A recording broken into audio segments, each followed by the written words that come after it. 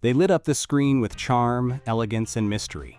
But behind the glittering facade of Golden Age Hollywood, some stars were guarding secrets the public was never meant to know. Long before the world spoke openly about gender identity, these trailblazers were already living it, quietly, courageously, and often dangerously. In an era when studios controlled every headline and every whisper, these performers walked a tightrope between fame and exposure. Today, we're uncovering the hidden stories of Golden Age celebrities who were secretly born male, legends who rewrote the script of identity in a time that offered no second takes. Let us know where you're tuning in from. We read every comment. 1. Laverne Cummings. She may not be a name etched in Hollywood history books, but her story is quietly groundbreaking.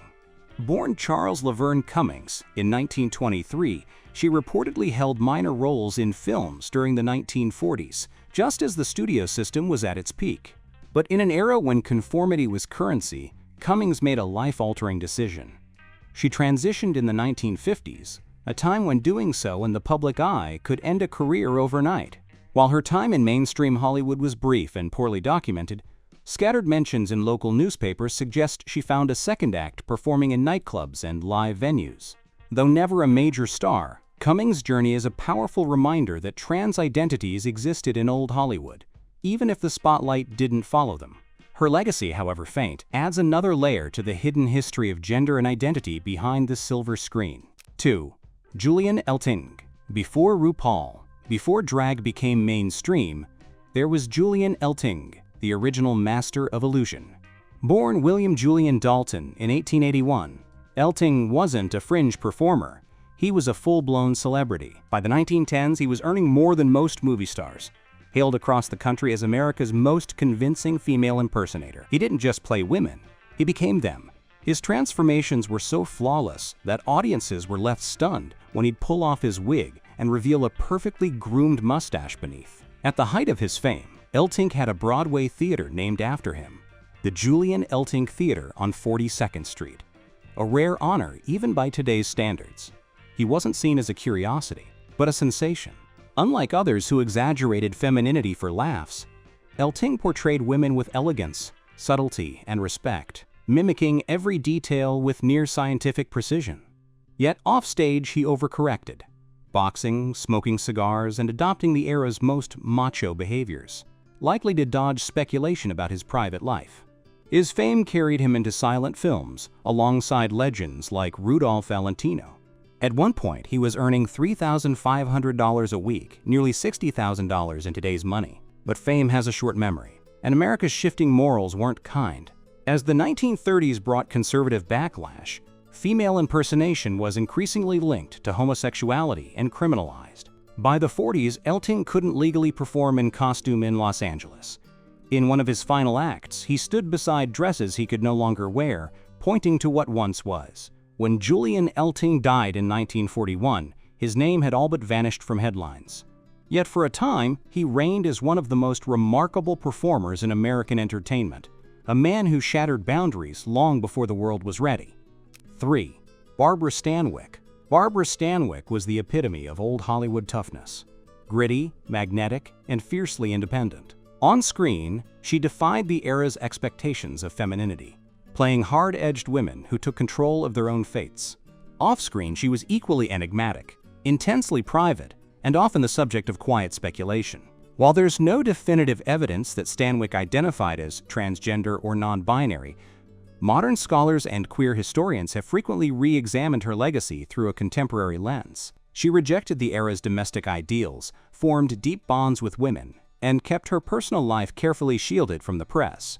The studios helped maintain this distance, preserving her public image while allowing her a measure of autonomy. Though not a confirmed figure of trans history, Stanwyck's life reflects the pressures and coded resistance faced by many in Hollywood's golden age, where gender expectations were rigid and silence was often the only form of survival. 4. Sylvia Rivera. Sylvia Rivera, born Ray Rivera in 1951, was a fierce voice for the forgotten. Of Puerto Rican and Venezuelan descent, she grew up in New York City under harsh conditions and found refuge among drag queens and trans women on the streets of Times Square. By the time the Stonewall Uprising erupted in 1969, Rivera, barely 18, was already on the front lines. She later co-founded STAR, Street Transvestite Action Revolutionaries, with Marsha P. Johnson, a grassroots group that offered shelter and support to homeless LGBTQ+ youth, especially trans people of color. Sylvia was never afraid to challenge the mainstream gay rights movement for sidelining trans voices. Her activism, raw and relentless, often came at personal cost. She battled homelessness and addiction, but her dedication never wavered. When she died in 2002, Sylvia left behind a legacy of inclusion and courage. Today, her name lives on in community centers and activist awards, honoring the warrior who refused to be erased. 5. Ray Bourbon. Ray Bourbon was a performer who refused to play it safe. Born Hal Wadsworth, though even that is debated, he rose to notoriety in the early 20th century as one of America's most daring female impersonators. While drag was becoming increasingly policed, Bourbon leaned into provocation. His comedy albums, with titles like Hilarious Songs for Gay Lads, featured bold, suggestive material that pushed every boundary of the time. Many stores refused to sell his work, so he sold them directly at his shows, often in gay nightclubs and underground venues as mainstream stages closed their doors. But Bourbon's defiance came at a cost. He became a target for authorities during the conservative cultural clampdowns of the mid-century. His final years turned tragic. Arrested at 76 for his alleged role in a murder, he died in prison in 1971. Today, Bourbon is largely erased from entertainment history, despite influencing countless queer performers who followed. His absence says as much as his legacy. 6. Christine Jorgensen. Christine Jorgensen was never looking for fame, yet she became one of the most publicly recognized transgender figures of the 20th century. Born George William Jorgensen Jr. in the Bronx in 1926, she described feeling out of place from an early age, drawn more to introspection and the arts than to the stereotypical ideals of masculinity. After high school, she was drafted into the U.S. Army near the end of World War II, a time that only deepened her internal sense of disconnect. Following her discharge, Jorgensen began researching what little information was available about gender transition. Her search led her to Denmark, where pioneering endocrinologist Dr. Christian Hamburger was offering hormone therapy and gender confirmation surgeries, medical advancements almost unheard of in the United States at the time. In 1950, she traveled to Copenhagen and over several months underwent hormone treatment and surgeries that would ultimately transform both her body and her life. When she returned to the US in 1952, the press pounced. Headlines like "XGI becomes blonde beauty" splashed across front pages, making Jorgensen an overnight sensation. America was stunned and captivated. The idea that a former soldier had completely reinvented herself sparked a media frenzy. But rather than shy away, Christine stepped into the spotlight with grace and intellect. She appeared on talk shows, gave candid interviews, and became a kind of reluctant educator, all while navigating the glare of a culture obsessed with her transformation. In the 1950s and beyond, she performed in nightclubs, combining song, dance, and monologue in cabaret-style shows where she fielded personal questions from curious, sometimes intrusive, audiences. While today such questioning might raise eyebrows, Jorgensen used the attention to dismantle ignorance and humanize the trans experience. She wasn't just a medical pioneer, she was a cultural one. And though her fame came with a cost, Christine Jorgensen turned it into a platform, becoming a symbol of courage, authenticity, and dignity in an era that offered little of either to people like her. 7. Gladys Bentley. In the jazz-soaked nightlife of 1920s Harlem, few performers turned heads like Gladys Bentley. Towering over 6 feet tall in a crisp white tuxedo and top hat, Bentley wasn't just a blues singer, she was a force. Born female in 1907, she flipped the script on gender presentation by embracing traditionally masculine attire, swagger, and stage presence. While most performers of the Harlem Renaissance pushed musical boundaries, Bentley shattered social ones. Her performances at legendary venues like the Clam House and Ubangi Club were electric, belting out bawdy, gender-bending lyrics from behind a piano, often improvising verses that openly referenced her attraction to women. Bentley's confidence was radical. She not only defied expectations of how women should look or act, but also lived openly as a lesbian during an era when doing so risked everything. She was known to bring her girlfriend on stage and even claimed to have married a white woman in Atlantic City, an act doubly scandalous due to both race and gender. Whether or not the marriage was legally recognized, the boldness of the gesture left an indelible mark. But by the 1950s, the tide had turned. McCarthyism and moral panic pushed many queer figures into hiding, and Bentley's story took a sharp turn. In 1952, she appeared in Ebony magazine under the headline, "I Am a Woman Again," claiming she had been cured of homosexuality through hormone therapy, had married a man, and returned to Christianity. Historians remain divided. Was this a genuine shift in identity, or a strategic move to survive in a more dangerous era? Gladys Bentley died in 1960 at just 52, her legacy largely ignored by mainstream music history. Yet she was a trailblazer in every sense, unapologetically queer, gender nonconforming, and decades ahead of her time. Her life reminds us that rebellion against the binary wasn't new. It was simply unspoken. 8. Raymond Burr. Raymond Burr, best known as the commanding lead in Perry Mason and Ironside, became the face of stoic, mid-century masculinity. With his deep voice and authoritative presence, he was the epitome of TV's conservative leading man. But off-screen, Burr was a deeply private individual. Over time, rumors began to swirl about his sexuality and, in some fringe circles, about a possible transgender identity. While there's credible evidence suggesting Burr may have had long-term relationships with men, the speculation about him being transgender remains unsupported by any concrete documentation. Much of the intrigue stems from Burr's habit of fabricating parts of his personal history, claiming marriages and children that never existed, which left a vacuum filled by tabloid speculation. Though mainstream historians largely dismiss the transgender claims as baseless, Burr's name continues to surface in discussions about how deeply Hollywood once buried any truth that didn't fit the studio-approved mold. 9. Billy Tipton. Billy Tipton, born Dorothy Lucille Tipton in 1914, was a gifted jazz musician who lived most of his life quietly, yet radically. Raised in Oklahoma City, Tipton fell in love with music early on, mastering the piano and saxophone.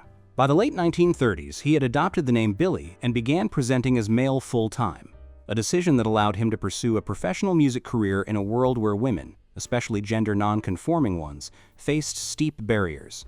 Tipton toured tirelessly across the U.S., performing in small clubs, radio shows, and dance halls during the golden age of jazz. The life wasn't glamorous, but his talent was undeniable. By the 1950s, he fronted the Billy Tipton Trio, recording swing and jazz standards that earned regional acclaim.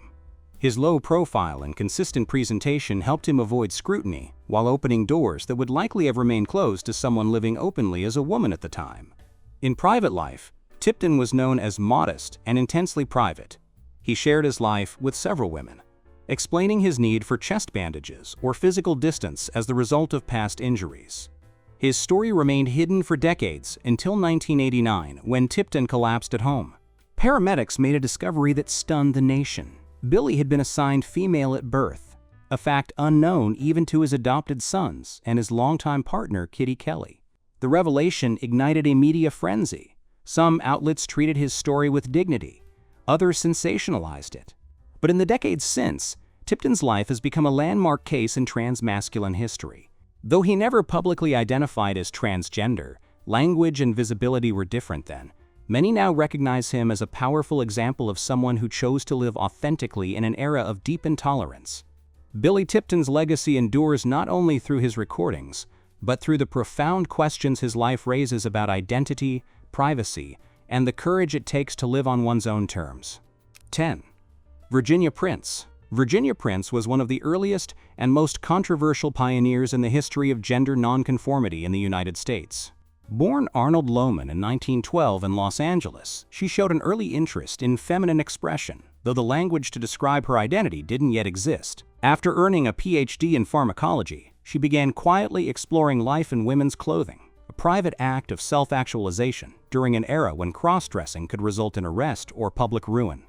In 1960, Prince launched Transvestia, a magazine that gave voice to a silent population, those assigned male at birth who found fulfillment in expressing themselves through feminine attire. While she used the term transvestite to describe herself and her readers, Prince gradually embraced a more complex understanding of gender. She began living full-time as Virginia, though she did not seek surgical transition, and emphasized a social rather than medical approach to gender identity. Prince founded some of the earliest support networks for crossdressers, offering safe spaces for connection and understanding. However, her work wasn't without controversy. She often distanced herself from transsexual women and homosexual individuals, advocating primarily for what she called heterosexual cross-dressers. This exclusionary stance has drawn criticism from modern trans activists, yet her foundational role remains undeniable. Prince lived until 2009, reaching the age of 96. Her newsletters, writings, and community-building efforts created the first framework for gender non-conforming individuals to find one another in a hostile world. Though her views were shaped by the limitations of her time, Virginia Prince's legacy is that of a complex but crucial figure in the early architecture of trans visibility and support. 11. April Ashley. April Ashley was elegance, defiance, and tragedy rolled into one life. Born George Jameson in 1935 in Liverpool, she grew up in post-war Britain, battling a sense of gender misalignment from an early age. Her youth was marked by depression and suicide attempts, but after serving in the Merchant Navy, she found community in the cabaret scenes of Paris, spaces that celebrated fluidity and performance. In the late 1950s, Ashley traveled to Casablanca to undergo gender confirmation surgery under pioneering surgeon Dr. Georges Barou. She returned to Europe as April Ashley, fully embracing her womanhood. Her striking beauty soon caught the attention of the fashion elite, photographed for Vogue and modeling alongside icons. But her glamorous rise came to a shattering halt in 1961 when a former friend sold her story to the British press. She was outed as transgender in tabloid headlines, losing contracts and becoming a public spectacle overnight. Her private life soon turned into legal history. In 1963, she married aristocrat Arthur Corbett, who later sought an annulment by arguing April was legally male. The court sided with him in Corbett v. Corbett, setting a damaging precedent that denied trans people legal recognition in the UK for decades. Despite the betrayal, Ashley remained a resilient symbol of trans visibility. In later years, she became an outspoken advocate for trans rights and was awarded the Member of the Order of the British Empire, MBE, in 2012 for her trailblazing contributions. April Ashley passed away in 2021, having lived a life of courage, grace, and historic consequence. 12. Danny LaRue. Danny LaRue was more than a performer. He was a sensation. Born Daniel Patrick Carroll in Ireland in 1927, LaRue would become Britain's most commercially successful female impersonator and a household name by the 1960s. While many drag artists worked in underground clubs, LaRue dazzled on grand stages, embracing a level of showmanship and glamour typically reserved for West End stars. His elaborate gowns, some crafted by leading fashion designers, were adorned with feathers, sequins, and beading so heavy they required real physical strength to wear. These weren't just costumes, they were statements of spectacle. LaRue broke barriers on every front. He owned a successful nightclub in London's West End, Danny's, that drew in everyone from theatergoers to royalty. Princess Margaret was said to be an avid fan, and his annual Christmas TV specials became a staple of British holiday culture, watched by millions across the country. In an era when gender expression was taboo, LaRue brought drag into mainstream living rooms, cloaked in glitz and laughter. But LaRue was careful in how he framed his act. He referred to himself as a, quote, comic in a frock, keeping a distinct boundary between his stage persona and his personal identity. He always appeared as himself in interviews and made it clear that his drag was performance, not a statement about gender. This careful image management, combined with his charm and humor, made him widely acceptable to a conservative audience. Danny LaRue passed away in 2009, but his legacy lives on in the path he paved for drag performers everywhere. By blending high production value, classic British comedy, and elegance, he showed that gender-crossing performance could be more than fringe. It could be beloved, profitable, and proudly center stage. 13. Jean Malin. Jean Malin's life burned bright and ended far too soon. Born Jean Malin in Brooklyn in 1908, he was one of the first openly gay performers in American entertainment, breaking barriers long before mainstream audiences were ready. What set Malin apart wasn't just his sexuality, but his fearless rejection of gender norms. On stage, he fluidly shifted between male attire and glamorous drag, creating a persona that defied easy categorization. At a time when such expression could end careers, or worse, Malin leaned in with bold charisma and unapologetic style. By the late 1920s, he was a star in New York's speakeasy scene, particularly in venues welcoming to gay and lesbian patrons. His sharp wit, stage presence, and gender-bending performances made him a standout. In 1930, he made history by becoming one of the first openly gay entertainers to headline a mainstream Los Angeles nightclub, the Palace, earning a groundbreaking $250 a week, the equivalent of over $4,000 today. Mallon briefly crossed into Hollywood, appearing in films like Arizona to Broadway, 1933, but studio discomfort with his openly gay identity curtailed his screen potential. Then, tragically, just as his star was rising, Mallon's life was cut short. In August 1933, after performing at the Ship Cafe in Venice, California, he was killed when his car abruptly shifted into reverse and crashed off a pier. He was just 25. Though his death was ruled accidental, whispers of foul play followed, reflecting the era's deep-seated hostility toward queer performers. 14. Joan Crawford. Joan Crawford was more than a movie star. She was a force of nature. On screen, she played bold, self-made women who refused to be controlled. Off-screen, her life was just as uncompromising. Though there's no evidence Crawford identified as transgender or non-binary, her carefully crafted image, sharp features, powerful presence, and preference for tailored suits has sparked decades of speculation. She broke the mold of femininity in Hollywood, embracing ambition, control, and business acumen in a world built to sideline women. Rumors about her romantic ties to women like Barbara Stanwyck and Mercedes D'Acosta further fueled interest in her private identity, though she always denied them publicly. What makes Crawford relevant in gender discussions isn't a label, it's her refusal to fit one. She blurred the lines of what a woman in Hollywood could be, embodying gender defiance in an era that demanded conformity. Her legacy is one of power, mystery, and unapologetic self-definition. 15.